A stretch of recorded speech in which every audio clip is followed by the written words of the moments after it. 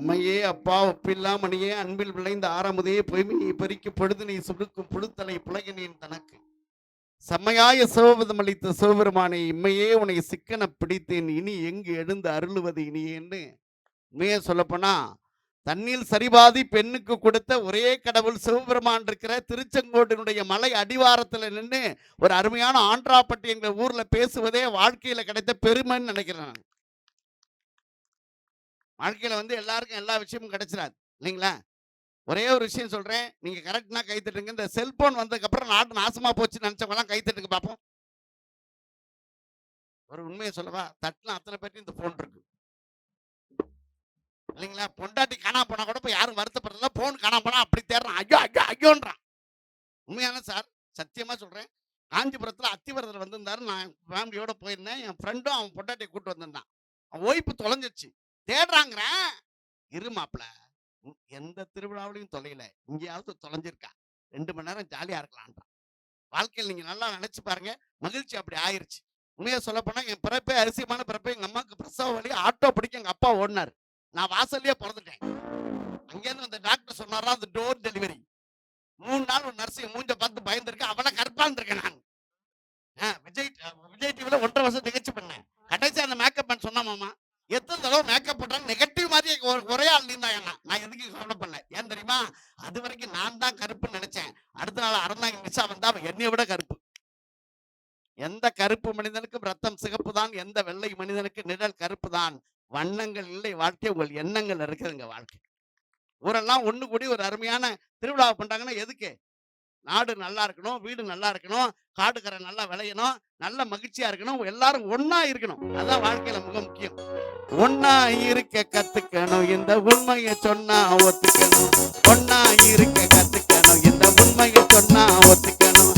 காக்கா கூட்டத்தை பாருங்க,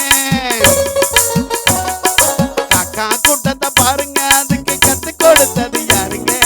ஒன்னா இருக்க கத்துக்கணும், இந்த உண்மையை சொன்னா ஒத்துக்கணும். உண்மையை சொன்னா ஒத்துக்கணும், ஒன்னா இருக்க கத்துக்கணும், இந்த உண்மையை சொன்னா ஒத்துக்கணும். காக்கா கூட்டத்தை பாருங்க, காக்கா கூட்டத்தை பாருங்க, அதுக்கு கத்து கொடுத்தது யாருங்க? ஒன்னா இருக்க கத்துக்கணும், இந்த உண்மையை சொன்னா ஒத்துக்கணும். ஒரே ஒரு விஷயம் சொல்றேன், பாட்டு பாடினதால பல பேருக்கு பல பரிசு கிடைக்கும். எனக்கு கூட இன்னைக்கு காலைல ஒரு பரிசு கிடைச்சது. அவ்வளவு மகிழ்ச்சியான பரிசு. ஒண்ணும் இல்ல, ஒருத்தர் டீ வாங்கி கொடுத்தாரு, அதுக்காக சொல்றேன். வாங்கி கொடுத்தான். உனக்கு அதெல்லாம் மகிழ்ச்சி. ஒண்ணும் இல்ல சார், இந்த ரோட்ல யார் தாய்ப்பால் குடிச்சாங்கன்னு நாளைக்கு கண்டுபிடிச்சாங்க தெரியுமா? அப்படி ஒரு டெக்னாலஜி நான் சொல்லித்தரேன். பைக்ல போகும்போது ஆர்ன் அடிங்க, பட்டுன்னு வந்துட்டான்னா அவன் தாய்ப்பால் குடிச்சிருக்கான்னு. உடனே அடிச்சவனே வந்துடுவான். போங்க சார் அப்படின்றான். கொஞ்ச நேரம் அடிச்சுன்னே இருக்க, என்னடா பாசுறா, என்னப்பா அப்படின்னா அவன் பாக்கெட் பால் குடிச்சிருக்கான்னு அர்த்தம். ரொம்ப நேரம் அடிச்சுன்னு நவரே மாட்டான், அப்படியே போவான், அப்படி வருவான், அப்படியே போவான். அவன்லாம் எருமை பால் குடிச்சிருக்கான்னு அர்த்தம். கடைசி வரைக்கும் நம்ப மாட்டான் சார். சில பேர் இருக்காங்களா இல்லையா? ஒண்ணு இல்லை, நம்ம பைக்ல போகும்போது நண்பர்கள் உதவி செய்வாங்க. இப்ப சைடு ஸ்டாண்டு போடாம போயிட்டு வச்சுக்கலாம். ஒருத்தர் பக்கத்துல, சார் சைடு ஸ்டாண்டு போடல அப்படிம்பாரு, அவரு ஒரு உதவியாளர். அடுத்து என்ன சில பேர் வருவாங்க, நம்ம ஓய்வு பின்னாடி உட்காந்துங்க, ஷால் போடலன்னு வச்சுக்கலாம். சார் ஷால் ஒழுங்கா போடுங்க, வண்டியில மாட்டிக்க போகுது அப்படி சொல்லுவாங்க. இன்னும் சில பேர் உதவி செய்வாங்க தெரியுமா? நேர போனவன் யூட்டர்ன் போட்டு வருவான். சார் போலீஸ் நிக்குது சார், பார்த்து போங்க, ஹெல்மெட்டை பிடிக்கிறாங்க. அவன் தான் மிகப்பெரிய உதவியாளர். இப்போ வாழ்க்கையில எவ்வளவு பெரிய உதவி செய்யறவங்களாம் நீங்க நாட்டில் இருக்கான். ஒன்னே ஒன்று சொல்றேன் சார், இவ்வளவு பெண்கள் இருக்கீங்க, ஆண்கள் இருக்கீங்க, இவ்வளவு வாழ்க்கையில மிக முக்கியமான சந்தோஷம். இந்த பெண்கள் எல்லாம் பார்த்து நான் ஒரே ஒரு கேள்வி கேட்கிறேன். வெள்ளிக்கிழமை செவ்வாய்க்கிழமை எங்க வீட்டுக்கார காலை தொட்டு கும்பிட்டுட்டு தான் நான் சமைக்கவே ஆரம்பிக்கிற. ஒரு அக்கா கை தட்டுங்க பார்ப்போம். அக்கா கேக்குது, அங்க நடக்குது அப்படியே தொட்டு கும்பிட்டாலும். ஆனா என் மனைவி அப்படி இல்லை. அந்த பச்சை கலர் சாரி அக்கா அப்படி சிரிக்குதுங்க. உண்மையாவே எனக்கு மகிழ்ச்சியா இருக்கு, சந்தோஷமா. உண்மையாவே பாருங்க, என் மனைவி அப்படி கிடையாது. போன வாரம் சனிக்கிழமை காலில் வந்தானே, போன வாரம் சனிக்கிழமை காலில் வந்தா. கல்யாணம் ஆகி 18 வருஷம் ஆகுது. பச்சை பாஸ் காலத்துல பேராசிரியர் இருக்கா, 1.5 லட்ச ரூபா சம்பளம் வாங்குறா. காலில் விழுந்தால அவ்வளவு பதி வரத கை தட்ட மாட்டேங்கிறானுங்க. அவ்வளவு பாசம். அப்படிதான் நான் நினைச்சேன்.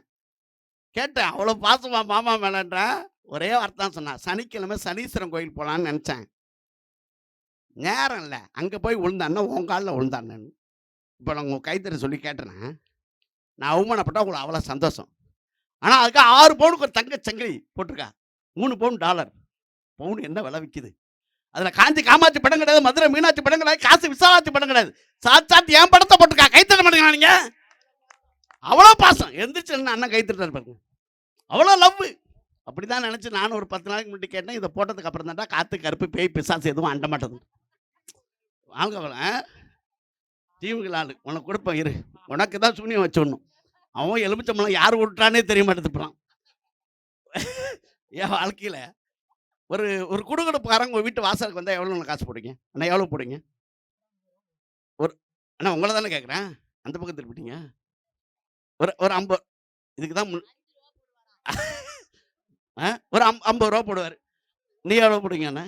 100 ரூபா போடுங்க. அது பேராசிரியர் 100 ரூபா போடு. நீ எவ்வளோ சம்பாதிச்சா 5 ரூபா தான் போடுவா. நீ எவ்வளோமா போடுவ? அப்ப நீ பிச்சைக்காரி. என்ன வாழ்க்கையில பாருங்க, ஒருத்தங்க போடுவாங்க கொடுப்பாங்க. ஆனா நான் தாராள மனசு தம்பி. சத்தியமா அவங்க போடுவாங்க. இப்ப இங்கே ஜோக்கு பிடிச்சிச்சா வேற எங்க போறது? அதாவது அதாவது ஜோக்க பிடிச்சதுக்கு அப்புறம் எங்க போய் கேட்க சொல்றேன். இப்போ ஒரு விஷயம் என்னன்னா, 1000 வந்து 501 ரூபா போடுவேன் நான். சத்தியமா நான் 501 ரூபா போட்டேன். ஒரு குடுகுடுப்பாரன் என் வீட்டு வாசல் முன்னாடி வந்து ஒரு வார்த்தை சொன்னா அதுக்கு 501 ரூபா போட்டேன். ஏன் தெரியுமா? பழைய பாக்கியெல்லாம் இல்லை.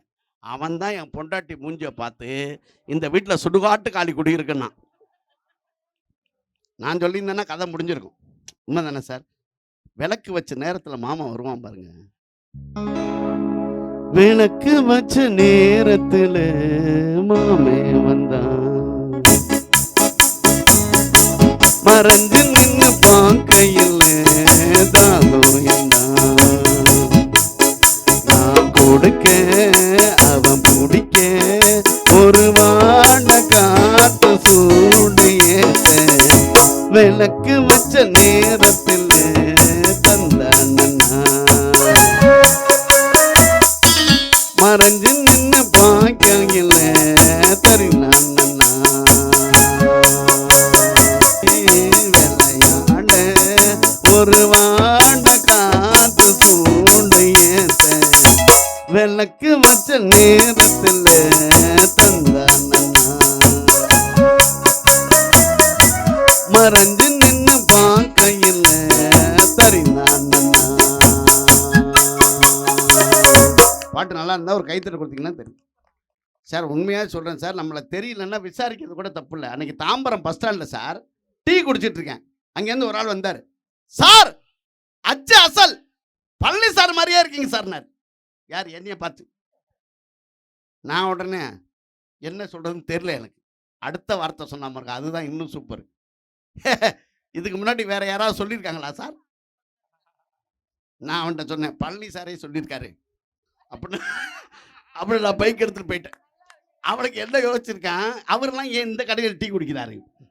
இது மாதிரி சில பேர் பாருங்க, வாழ்க்கையில் சில விஷயங்கள் நம்மளை கேட்க மாட்டாங்க. சார் பாத்ரூம் வந்து அவசரமாக மதுரை பஸ் ஸ்டாண்டில் உள்ளே போய் நின்று பாத்ரூம் போயிட்டு இருக்கேன் சார். ஒருத்தன் அங்கேருந்து வந்து பார்த்துட்டேன் அப்படின்றான். இது எப்படி சொல்கிறது? ஏன்னா அவன் வெளியிலேருந்து என்னை நோட் பண்ணிட்டு இருந்திருக்கான். இந்த மாதிரி ஒரு ஜோக்கை சொல்கிறானே, வாழ்க்கையில் எல்லாம் நினச்சி பாருங்க. சில பேர் அப்படி ஆயிடுறான். வாழ்க்கையில் என்றைக்குமே ஒரு சந்தோஷமான விஷயத்த என்ன புதுசாக சொல்லணும்னு 2 ட்ரை பண்ணால் இவன் ஒரு மாதிரி ஆள். என்றைக்குமே ரொம்ப மகிழ்ச்சியான ஒரு விஷயம். அதனால் ஒரு 4 பேரை கூப்பிட்டு ஒரு அருமையான பட்டிமன்றம், அதே தலைப்பு தானே மாமா, போராட்டமாக தான். ஓகே, அருமையான விஷயம். ஒரு அழகான விஷயத்தை மட்டும் செய்தி சொல்லி ஒரே ஒரு விஷயம் சொல்லி உங்களை பட்டிமன்றம் தொடங்கிறேன். அதாவது திருச்சியில் ஒரு பெரிய மகாராஜா இருந்தார் அந்த காலத்தில். அவர் வந்து ஒரு சாமி கும்பிட்றதுக்காக ஒரு இடத்துக்கு வந்தார். எங்கே வந்தார் அப்படின்னா, அங்கே இருக்க அன்னி அம்மன் அப்படின்னு ஒரு கோயில் இருக்குது திருச்சியில். அகிலாண்டேஸ்வரின்னு சொல்லுவாங்க, திருவானைக்காலில். இந்த அகிலாண்டேஸ்வரியை பார்க்கறதுக்கு வந்தார். வரும்போது தாயுமான சுவாமிகள் சாமி கும்பிட்டு அப்படி வெளியே வந்தார். வெளியே வந்தோடனே இந்த ராஜா தாயுமான சுவாமிகளை பார்த்துட்டோங்கிற பெருமையில் தான் போட்டிருந்த ஒரு பெரிய அங்கவஸ்திரத்தை எடுத்து அவருக்கு போட்டார். ரொம்ப அழகான பெரிய அங்கவஸ்திரம், விலை மதிப்பில்லாத அங்கவஸ்திரம். அதை போட்ட உடனே தாயுமான சுவாமிகள் வெளியே வந்தார் பாருங்க. ஒரு ஏழை பிச்சைக்கார தாய் குளிரில் நடுங்கிட்டு இருந்தா. இவர் என்ன பண்ணாரு, அந்த அங்கவஸ்திரத்தை எடுத்து அந்த தாயிட்ட போட்டுட்டு இந்த பிச்சைக்கார அம்மாட்ட போட்டு போயிட்டார். இந்த ராஜாவுக்கு மனசு வருத்தம். எவ்வளோ விலை உயர்ந்தது. அதை போய் ஒரு பிச்சைக்கார அம்மாட்ட இந்த இவரு கொடுத்துட்டு போயிட்டாரா துறவி, என்ன இது தப்பு இல்லையா, என்னை அவமானப்படுத்துற மாதிரி இருக்கே அப்படின்னு நினைச்சுக்கிட்டே சாமி கும்பிட போனார். உள்ள போய் சாமி கும்பிட்டா எந்த அங்கவஸ்திரத்தை ஒரு பிச்சைக்கார அம்மாவுக்கு தாயுமான சுவாமிகள் கொடுத்துட்டு போனாரோ அந்த அங்கவஸ்திரம் அம்மாவின் மேல் இருந்தது. அப்பதான் அந்த ராஜா நினைச்சனா, ஏழைகளுக்கு கொடுத்தால் இறைவனுக்கு கொடுத்ததற்கு சமம் என்று தாயுமான சுவாமிகள் நமக்கு காட்டிட்டு போயிருக்காரு. ஆடை அணிகலன் ஆடம்பரங்கள் ஆண்டவன் விரும்புவதில்லை. ஆடை அணிகலன் ஆடம்பரங்கள் ஆண்டவன் விரும்புவதில்லை. அங்கொரு கண்ணும் எங்கே. அதனால வாழ்க்கை என்பது ரொம்ப மிக சின்ன விஷயம். அதனால மிக அருமையான தலைப்பு நீ கொடுத்துருக்காங்க. ஒரு தலைப்பு நம்ம போட்டிருக்கோம், இருந்தாலும் அது ஏற்கனவே பேசப்பட்டதுனால, வாழ்க்கை என்பது நெடிய போராட்டமா இனிய பூந்தோட்டமா அப்படின்னு ஒரு அருமையான தலைப்பை அழகாக கொடுத்துருக்காங்க. இந்த 4 பேரையும் நான் அறிமுகப்படுத்துகிறேன். நம்ம ஊருக்கு வந்திருக்காங்க, ஏற்கனவே பல முறை வந்தவர் நம்முடைய மாமா. அதனால நீங்க சிக்கனம் பார்க்காம கைத்தட்டணும். ஏன்னா வாழ்க்கையில ஒரு மனுஷனை பாராட்டு என்பது ஒரு பெரிய கலை. யார் வந்தாலும் அவங்கள வரவேற்று பாராட்டுறது. இந்த 2 கை எது கொடுத்தாரு கடவுள்? ஒன்று சாப்பிட்றதுக்கு, இன்னொன்று சாமி கும்பிட்றதுக்கு. சொல்ல மாட்டேன், பயப்படாதீங்க. நான் சாமி கும்பிட்றதுக்கு. அதாவது வாழ்க்கையில் மனிதன் நல்ல விஷயங்களை பாராட்டணும். அதனால் வந்திருக்கிற அந்த 4 பேரையும் அறிமுகப்படுத்துகிறேன். மிக அற்புதமான இந்த நாக்கு தான் வாழ்க்கையின் மிகப்பெரிய சொத்தே. இல்லையா? நாக்கு தான் மிகப்பெரிய சொத்து இல்லைங்களா? மனிதன் கொள்ளுகா ஒரு 6 அடி ஆளை அரையங்குல நாக்கு அடக்கம் பண்ணிடுறான். 6 அடி மனுஷனை அரை அங்குலம் இருக்கிற நாக்கு அடக்கம் பண்ணிடும். அந்த அரையங்குல நாக்கிடம் நாம் உஷாராக இருந்தா 6 அடி மனுஷன் சந்தோஷமா இருக்கலாம். அதான் வாழ்க்கை இல்லையா? அதனால அந்த நாக்கு இருக்குல்ல, அதுக்கு 32 கான்செப்ட் 2 மகளிர் காவலாம் உள்ள வச்சு 10 காவ படைச்சிருக்காங்க கடவுள். இது போற யாரையாவது பார்த்து ஏதாவது பேச்சுனா மொத்த உடம்பு அடிவாங்குமே தவிர சொன்ன நாக்கு செவனேன்னு உள்ள படுத்துன்னு இருக்கும். அதனாலதான் வள்ளுவர் சொன்னார், யாகாவராயின்னு நாகாக்க காவாக்கால் லோல் படுவர் உங்கள் ஜி. கடைசி வரியை மாத்திட்டேன். அதனாலதான் அந்த நாக்கை ஈரத்தில் படைத்தானா இறைவன். ஏன் தெரியுமா ஈரத்தில் படைத்தான்? கண்ணதாசன் ரொம்ப அழகா சொல்றாரு, அடிக்கடி அசிங்கமாய் பேசி விடுகிறோம், அலம்பிக் கொள்வதற்காகத்தான் இறைவன் ஈரத்தில் படைத்தான்னு சொல்றாரு இல்லையா? அதனால இந்த நாக்கை வச்சுதான் பிழைக்கிறோம். அதனால நம்ம 4 பேரை அறிமுகப்படுத்துறேன். நல்லா கைத்தட்டுங்க. அன்புக்கும் பண்புக்கும் பாசத்துக்கும் உரிய நான் இந்த மேடையில் அமர்வதற்கு காரணமாக இருந்த, இன்னும் பல்லாயிரம் மேடைகளில் நான் அமர்வதற்கு காரணமாக இருந்த என்னுடைய அன்பு மாமா, என்னைக்குமே அவர் பல்வேறு ஊர்களில் இருந்தாலும் நான் உண்மையே சொல்றேன், இறைவனுடைய அருளால் நீண்ட காலம் அவர் இருக்கணும். அவருடைய எல்லா வளர்ச்சிக்கும் இறைவன் துணையாக இருக்க வேண்டும் என்று எல்லாம் உள்ள இறைவனை வணங்கி இந்த அன்பு மாமா கொங்கு மஞ்சுநாதன் அவர்களை உங்கள் பலத்த கரகோஷம் கூட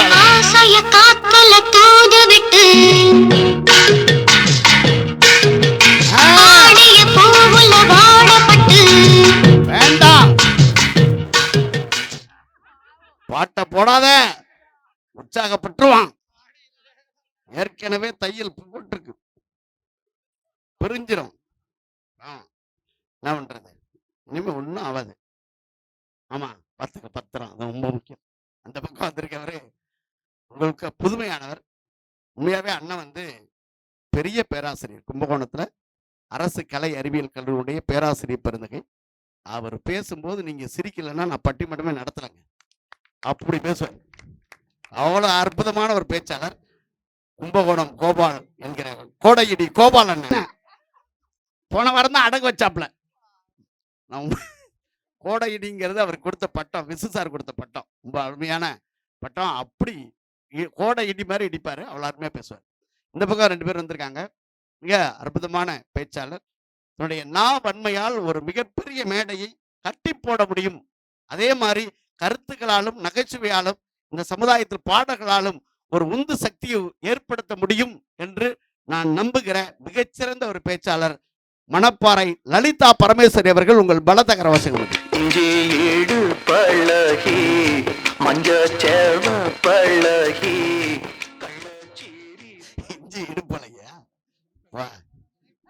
இருக்குன்னு இல்லை. அந்த பக்கம் உட்காந்துருக்காங்க, ரொம்ப பெருமைக்குரியவங்க. அவங்க பெருமை மட்டும் நம்ம சொல்லித்தான் ஆகணும். விஜய் டிவில பாரதிக்கு கண்ணம்மா அப்படின்னு ஒரு சீரியல் வந்துச்சு. அது ஒரு 3.5 வருஷம் வந்துச்சுங்க. அந்த சீரியல்ல இந்த அம்மா போய் ஒரு ஆட்டோக்காரருக்கு தங்கச்சியா ஒரு 3 மாசம் நடிச்சாங்க. அதை மூடிட்டான்.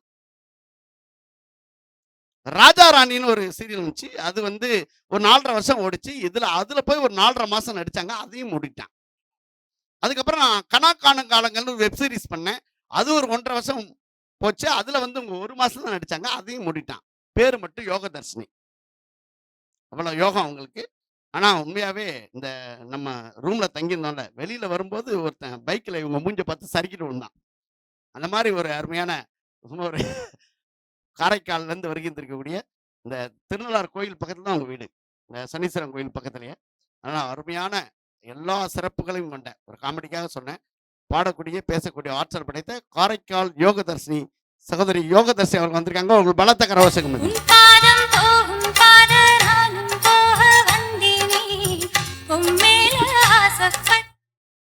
எப்பா ரைட்டுப்பா, நீ என்ன வேணா போடலாம், எனக்கு ஒன்றும் பிரச்சனை இல்லை. உண்மையாவே அற்புதமாக இந்த லெஃப்ட் சைடில் இருக்கக்கூடியவர், உங்களுக்கெல்லாம் தெரியும் விஜய் டிவி அது இது எது அப்படின்னு ஒரு ப்ரோக்ராம் வருது. நம்ம மாக்காப்பா பண்ண ப்ரோக்ராம். அந்த ப்ரோக்ராமுடைய கீபோர்டு ஆர்டிஸ்ட் வேற யாரும் இல்லை, என் லெஃப்ட் சைடில் இருக்கக்கூடிய அருமைக்கு பெருமைக்குரிய அன்பு சகோதரன் எழில் அவர்கள், சென்னை எழில்.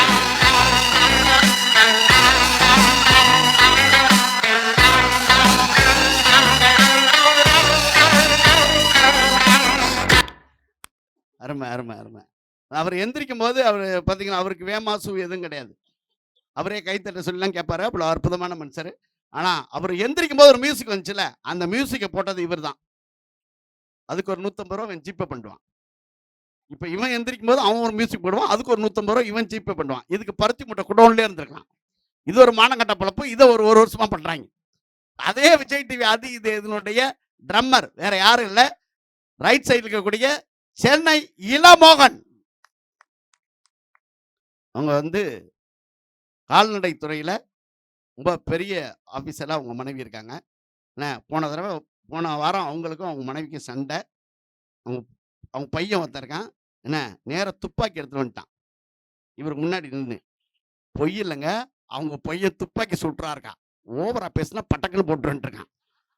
அதில் பதறி அடிச்சு வந்திருக்காப்புல மனுஷன். உண்மையாகவே அவர் பையன் துப்பாக்கி சுட்டு கால்நடை துறையோட மிகப்பெரிய அதிகாரி. அவங்க கையெழுத்து போடாம ஒரு கால்நடை துறையுடைய காலேஜும் ஓப்பன் பண்ண முடியாது. அவ்வளோ பெரிய டைரக்டர் போஸ்ட்ல அவங்க ஒய்ஃப் இருக்காங்க. புருஷனை இப்படி நேர்ந்து விட்டாங்க, இங்கேயா போயிட்டு வாடா அப்படின்னு. அருமையான ஒரு பைக் ஒன்று வாங்கியிருக்காங்க. அந்த பைக் அந்த மாதிரி பல கதைகள் இருக்கு அவரை பற்றி இல்லை, அந்த மாதிரி பல கதைகள் அவரை பற்றி இருக்கு. சொன்னோம்னா அது நிறைய போகும், ரொம்ப மேடையும் சிரிக்கும். அதனால ரொம்ப அற்புதமான விஷயங்கள். அதனால மிக அருமையான வாழ்க்கை என்பது நெடிய போராட்டமே என பேச வருகிறார் அன்புக்கும் பண்புக்கும் உரிய மாமா கொங்கு மஞ்சு அவர்கள். உங்கள் பலத்த கரவசம் வாங்க.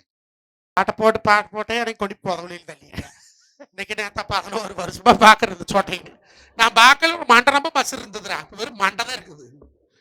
ஹலோ, உத்தமாவத்தினியா ஒரு சொல்லு வாசகியா சத்தியந்தவராத தெய்வம் ஆன்றாவட்டிக்காரி அங்காள மாறியே. இன்னைக்கு ஒரு சடம் ஒன்று கூடி ஆளுக்கு ஒரு படம் போட்டு எங்க அப்பா பொங்காளி தாய்க்கு மகாசக்தி மாறிக்கு எடுத்தாங்க. ஒரு மாவிளக்கு போட்டாங்க, ஒரு பொங்கல் சோறு முடிச்சது ஒரு நெய் விளக்கு. அடிப்பத்தினி தெய்வமே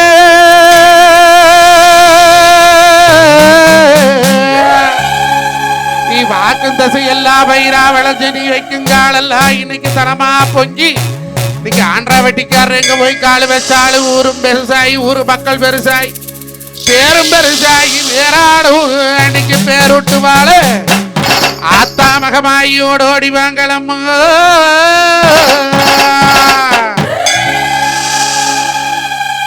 சிலுக்க ஆத்தா சிலுக்க அப்படி சிலுக்க சிலுக்க சிலுக்க சிலுக்க சிலுக்க சிலுக்க சிலுக்க சிலுக்க சிலுக்க சிலுக்க வராளே.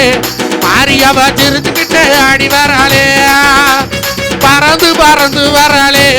மாரியவ பம்பரமா சொல்லிட்டு வராளே.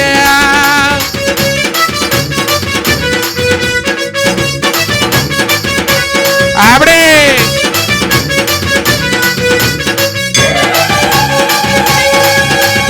மஞ்ச போடவ கறி மகிழ முதல கறி பங்கு போட எடுத்து அங்கு பசங்க பார்த்தா சிலுக்க அப்படி சிலுக்க ஓடி சிலுக்க சிலுக்க சிலுக்க சிலுக்க சிலுக்க சிலுக்க சிலுக்க சிலுக்க சிலுக்க சிலுக்க வராளே மாரியம்மா சிரிச்சுக்கிட்ட ஆடி வராளே பறந்து பறந்து வராளே மாரியம்மா பம்பரமா சொல்லணும் வராளே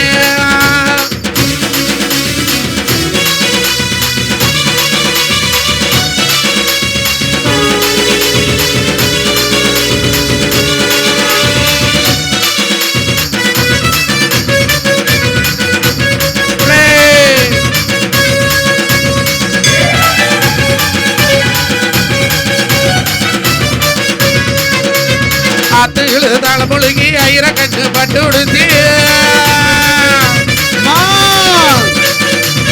ஆத்துகளு தலைமுழுகி ஐர கண்ணு பட்டு உடுத்தி சேத்தியில நாத்து போல செம்பையாக வளர்ந்து வர சிலுக்க சிலுக்க அப்படி சிலுக்க சிலுக்க சிலுக்க சிலுக்க சிலுக்க சிலுக்க சிலுக்க சிலுக்க சிலுக்க சிலுக்க வராளே ஆரியாவா தெரிஞ்சுக்கிட்டே ஆடி வராளே பறந்து பறந்து வர